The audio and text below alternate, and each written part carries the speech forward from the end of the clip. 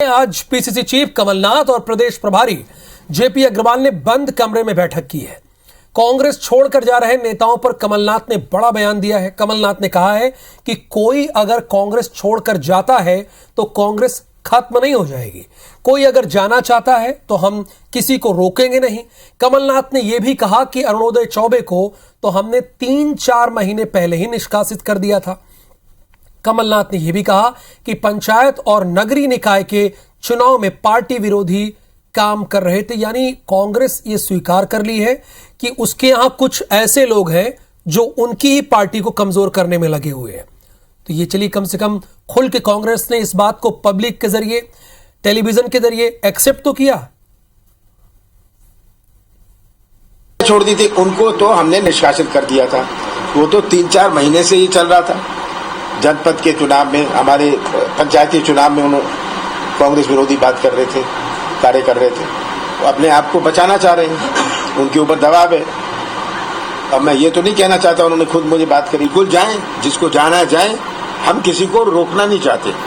अगर वो जाना चाहते हैं, अपना भविष्य सोचते हैं और विचार बीजेपी से मिलते हैं, मैं तो उनको अपनी मोटर दूंगा, जाइए आप मेरी कार में जाइए। मैं किसी के खुशामद करने में जो कर रहे हैं अपनी निष्ठा। तो कमलनाथ ने इसमें कोई दो राय नहीं है, बहुत बड़ा बयान दिया है। उन्होंने कहा है कि जिसको जहां जाना है वो जाए और वो खुद अपनी गाड़ी देंगे, अपनी गाड़ी के जरिए वहां जाएं, कम से कम छोड़ें, किसी की खुशामद नहीं करूंगा, ये भी उन्होंने कहा है। तो सवाल इस बात का है, तो बार बार ये क्यों कह दिया जाता है कि बीजेपी ने तोड़ा, बीजेपी ने खरीदा, बीजेपी ने जोड़ा? चूंकि अब कांग्रेस ने पूरी तरीके से कह दिया है कि जिसको जहां जाना है वो जाए। तो 2 खास मेहमान हमारे साथ अब से थोड़ी देर में जुड़ेंगे, उनसे फोन पर डिबेट भी करेंगे। नरेंद्र सलूजा जी हैं कांग्रेस के प्रवक्ता और हितेश वाजपेयी जी हैं भारतीय जनता पार्टी के प्रवक्ता। नरेंद्र सलूजा जी, ये तो बहुत कैजुअल अप्रोच हो गया कि जो जाना चाहे वो जाए। देखिए, हाँ, बताइए। एक लाइन में इस बयान को नहीं कहा जा सकता। मैं पूरे उनके बयान के वक्त उनके साथ मौजूद था। ठीक है, मैं आपको पहले उनके पूरे शब्द बता देता हूं, क्योंकि एक लाइन से तो व्याख्या ही बदल जाती है। ठीक है सर, वो उन्होंने कहा, जब उनसे सवाल किया गया अरुणोदय चौबे के सवाल पर, और ये कहा गया कि यदि और भी कोई नेता जाता है तो आपका क्या रुख होगा। उन्होंने उसके सवाल के उत्तर के जवाब में कहा कि देखिए, हम किसी भी नेता को जबरदस्ती पार्टी में नहीं रोक सकते, हम किसी पे दबाव डालकर रोकना भी नहीं चाहते। यदि किसी के विचार भाजपा से मेल खाते हैं और वो भाजपा में जाना चाहता है तो वो जाए। ठीक है, हम किसी को दबाव प्रभाव से तो रोक नहीं सकते। और तो फिर आप पानी पी पी कर बीजेपी को क्यों कोसते हैं कि वो खरीद रही है? उसमें कमलनाथ जी ने ये कहा कि बीजेपी खरीद नहीं रही। ये लाइन आपने कहां से जोड़ ली? ये बाकी के जो आप इतिहास में कहते रहे नरेंद्र जी, मैं क्लियर जो आप कहते आते रहे। खरीद नहीं रही है।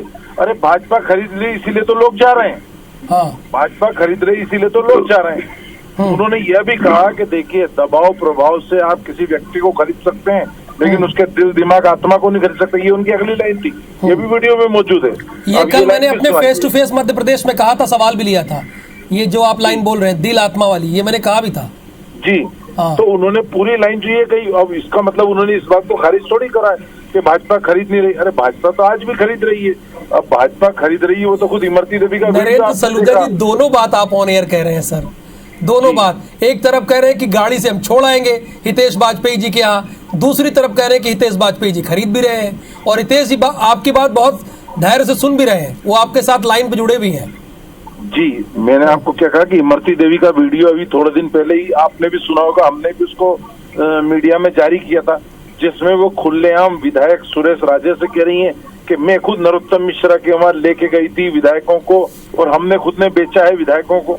खुद कह रही हैं वो, मैं 10 विधायकों को लेके गई थी नरोत्तम मिश्रा के वहां बिकने के लिए।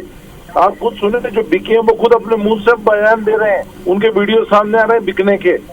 तो जब वो खुद बिके हैं और कोई बिक रहा है, तो कमलनाथ जी इनका, यदि तुम बिक रहे हो, अपना जमीन बेच रहे हो, अपनी आत्मा बेच रहे हो, तो तुमको यदि भाजपा पैसे दे रही है तो तुम बिको, हमारी गाड़ी से तुमको हम भाजपा के घर तक छोड़ाएंगे। गलत क्या कहा उन्होंने? इससे गद्दारों के लिए पार्टी में कोई स्थान नहीं है। बहुत धैर्य से आप सुन रहे थे, आपको भी सुनेंगे नरेंद्र जी, बोलिए।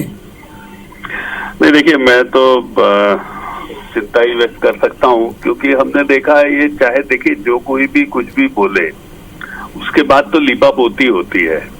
जैसे कमलनाथ जी ने सिंधिया जी को प्रताड़ित किया, अपशब्द कहे, वे उतर जाएं तो उतर जाएं, चले जाएं तो चले जाएं, और 28 विधायक चले गए।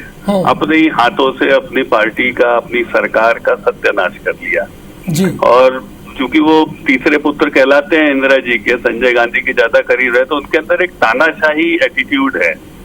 मैं किसी की नहीं सुनूंगा, मैं किसी को क्यों मानूं, मैं मनाने नहीं जाऊंगा। ये शब्द आदमी कब बोलता है? मैं और मैं अपनी मोटर दे दूंगा। अब सोचिए आज के जमाने में भी वो मोटर शब्द का इस्तेमाल कर रहे हैं, तो उनका प्रेम कहाँ अटका हुआ आप समझ सकते हैं। ये जितने विधायक सांसद हैं, इनके पास क्या गाड़ियां नहीं है क्या? सही तो बात है। ये सब चीजें अहंकार की द्योतक हैं कि मैं बात नहीं करूंगा। हेमंत कटारे को बोल दिया, मैं क्यों मानूं उनकी बात? नहीं मानूंगा, बिल्कुल नहीं मानूंगा, ना मनाने जाऊंगा। तो इस चक्कर में क्या हुआ, राष्ट्रपति चुनाव में 19 विधायक चले गए। 19 विधायक सोचिए जो चले गए, वो अभी भी इनके आजू बाजू बैठे। थोड़े दिन बाद बोलेंगे हमने तो उनको पहले निकाल दिया था। मैं अरुणोदय चौबे जी की आज तक कभी खबर चलाई है आपने कि उनको निष्कासित? नहीं, मैंने तो सुनी भी नहीं, कहीं से कहीं भी नहीं सुनी। यही मैं कह रहा हूँ। तो इसीलिए क्या होता है, ये सब फेस सेविंग है। अच्छा। और देखिए फेस सेविंग से कितना चलोगे? मतलब मैं तो देखिए आपका सम्मान करता हूँ, कांग्रेस एक पार्टी है, लेकिन मेरा बहुत अटूट विश्वास है कि कमलनाथ जी के संजय गांधी स्टाइल के तानाशाही एटीट्यूड से टूटती चली जाएगी, लगातार टूटेगी, उसमें कोई कुछ नहीं कर पाएगा। आप खुद ही तोड़ रहे हो ना। अच्छा आप सोचो, बात ही नहीं कर रहे हो। ये बात आगे पूछ लेते हैं नरेंद्र जी से, वो लाइन पे हैं। आप तो खुद ही तोड़ रहे हैं नरेंद्र जी, ये बीजेपी आरोप लगा रही है, आप तो जाने दे रहे हैं सबको। देखिए फिर मैंने कहा ये बड़ा बचकाना जवाब है डॉक्टर हितेश वाजपेयी जी का कि हम खुद ही तोड़ रहे हैं। अरे आप देखिए, कोई आदमी बिक गया, कोई आदमी टूट गया, किसी आदमी की निष्ठा पार्टी के प्रति नहीं रही। नरेंद्र सलूजा, लेकिन कभी प्रूफ नहीं हुआ नरेंद्र जी, कभी भी प्रूफ नहीं को कौन कितने में बिका, ये कभी भी मीडिया के सामने आज तक नहीं है। मैं आपको चैलेंज दे रहा हूं सर, आपको कोई एविडेंस रखिए, हम दिखाएंगे। देवी का वीडियो सुनिए, मैं आपको चुनौती दे रहा हूँ। इमरती देवी का वीडियो कहने से कुछ नहीं होता, एविडेंस तो होना चाहिए कि कितने पैसे में। ऐसे कहने में तो कोई भी कह देगा नरेंद्र जी। नरोत्तम मिश्रा जी के भी कई बार वीडियो सामने आए कि हाँ मैंने पार्टी के इनकी लोगों को तोड़ा, कई बार आए साहब। वो जो 19 विधायक जिन्होंने आपकी पार्टी को वोट नहीं किया, वो क्या है? बिकाऊ है, टिकाऊ है, अभी है? ये इसका जवाब देना चाहेंगे आप? किसका क्या सवाल है? 19 विधायक जिन्होंने राष्ट्रपति चुनाव में आपके खिलाफ मतदान दिया, आपके विप के खिलाफ, उनका क्या करेंगे? बिकाऊ है, टिकाऊ है? बीजेपी का सवाल है, ये आईबीसी का नहीं। आप क्या जवाब देना चाहेंगे? देखिए किन लोगों ने क्रॉस वोटिंग करी, हम उसको टेली कर रहे हैं, अभी हमारे पास उनके नाम सामने नहीं आए।